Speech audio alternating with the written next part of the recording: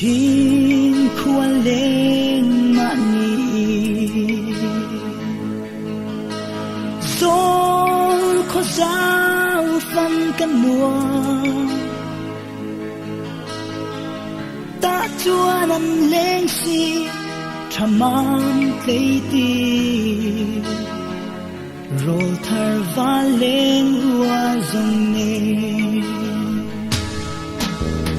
ngày la ya dua nghe nun hơi khoan ruộng mùa lia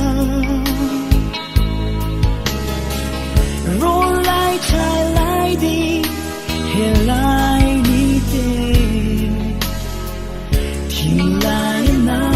thở mê hắn khi ngồi nằm lê nghề gió cứ sung tua lần suốt về lê môi tên khua chua đi anh nhiều xia về lùng khăn đi trăng đêm buồn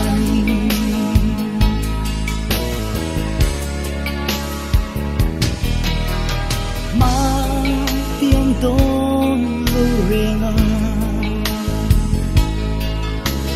trái lại đi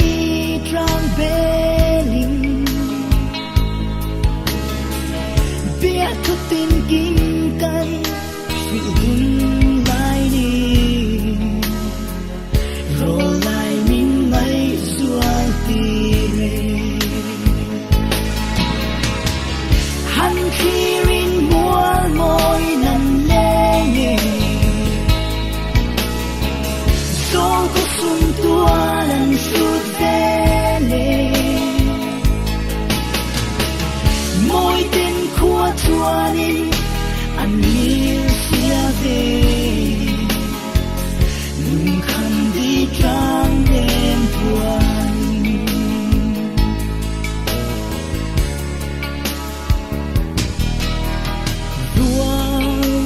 ra lên dòng tê feeling so tela ngay lâu ôm mắng mô rồi lại đi tê hè lại run sang căn cài lại hắn khi ngồi nằm lê nghề gió có sung tua lần suốt về lê môi tên khua chua đi anh